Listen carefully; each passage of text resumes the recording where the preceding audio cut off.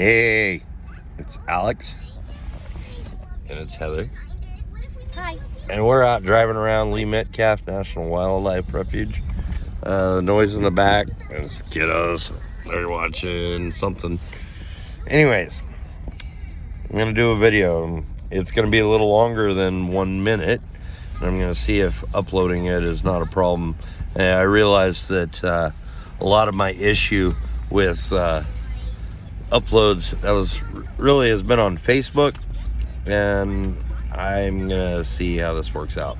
I'm gonna try to keep it under 10, probably shorter. Anyways, we're driving along here.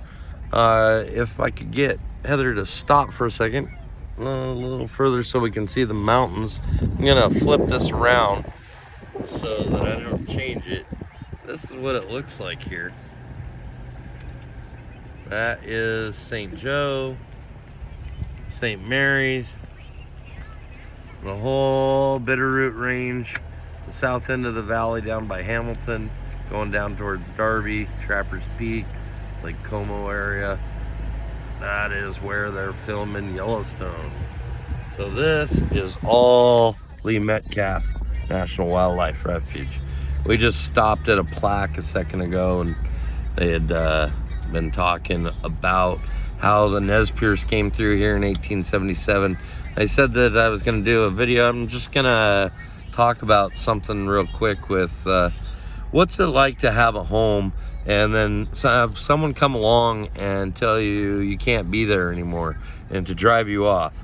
Well, that's something that we unfortunately kind of know, not to quite the same extent in any way. I can only sort of compare it, but we had that happen with our previous landlord where he came and made us move out so he could burn the house down and build a bigger house.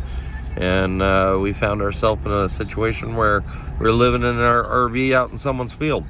And about 2 months later, we managed to get into a pole barn for a shop. It's great for our business. It's pretty Spartan living. We don't even have a kitchen. It's challenging.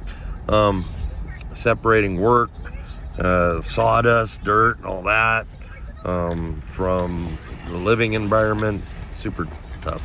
Anyways, what's the point of all this? The point is the Nez Perce, the Nimiipuu, the real people. That is their name. They are from Eastern Oregon, Idaho, a little bit of north, or I guess it'd be southeast Washington. They had an issue, and the issue revolves around the same thing that the Cherokee and the other nations of the southeast, like the Choctaw and the Chickasaw, etc.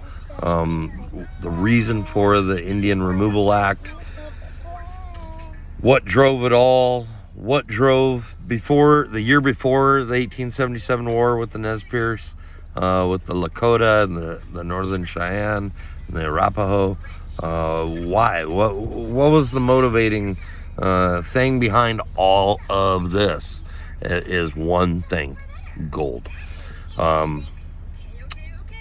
Obviously, in Georgia, there was a gold rush in the 1830s, led to the Indian Removal Act. Also, in California, in 1848, 1849, the big gold rush occurred. About 10 years later, all these miners were running around all of the West trying to figure out where they could find a bigger strike, and they stumbled into land that had been by treaty, and we'll go into that another time, but the Treaty of 1855 of Walla Walla by General Isaac Stevens, representing the U.S. government and the territory of Washington State, which covered all of this land out here into the Bitterroot at that time. This was a treaty that was brought to every tribe of the Pacific Northwest between 1853 and 1855. Most of it occurred in 1855. It was finally ratified by the Senate according to the Constitution. That makes it equal weight of law according to the Constitution. Because Dad's telling a story. I'm almost done, honey. Anyways, so equal weight to the Constitution. Once a treaty is ratified with any nation, including with tribal nations, by the U.S. Senate, which it was finally in 1859. So, why is this an issue? Because the territory that had been marked down on the map as Nez Perce territory, according to the Treaty of 1855, just happened to have a gold rush in 1860 that began there, the Orofino Gold Strike. And this led to a massive influx of settlers. The entire, what was called the Inland Empire, had only been opened up in 1859 after conclusion of the Spokane and Yakima Wars with Colonel Wright in 1858. By law, a white settlement couldn't even exist out here east of the Cascades until after that point in time. So a year later, gold is found on Nez Perce land, and the U.S. government, in the middle of a very expensive war known as the U.S. Civil War, or the war between the states, and according to some, it was expensive, and all this gold that these miners were finding, it was being assayed, and something was happening to it. Well, I've seen primary source account records of millions of dollars of gold between 1860 and 1862, 1863, being shipped downriver from Idaho, from Lewistown is in Montana, downriver by paddle boat, millions of dollars, and that was all going around to Union coffers. Anyways, the U.S. government comes along and they force the Nez Perce back to a treaty table. They shrunk the territory even more, but the new boundaries were even smaller, leaving many bands outside, and these bands were not in agreement to this treaty. They didn't sign on to it. In fact, this is known now as the Thief Treaty of 1863. And this is the fundamental crux of what led to the war in 1877. That's another story for another time. But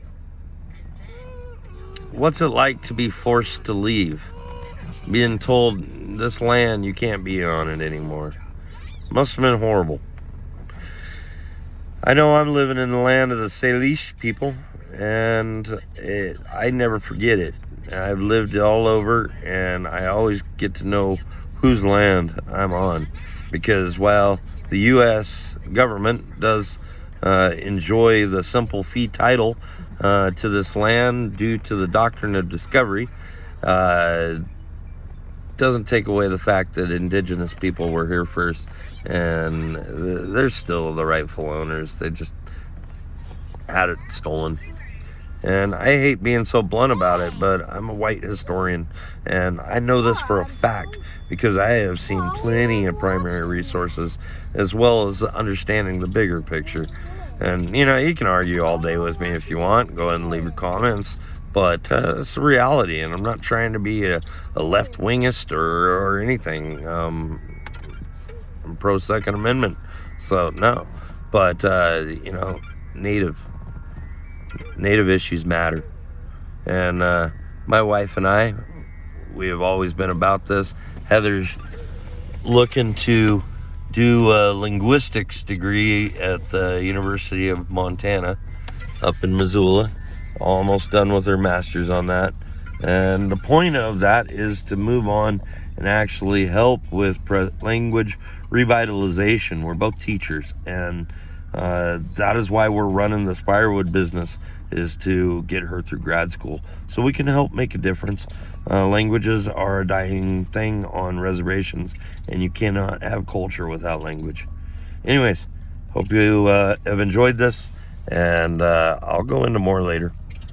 Take care. Peace out.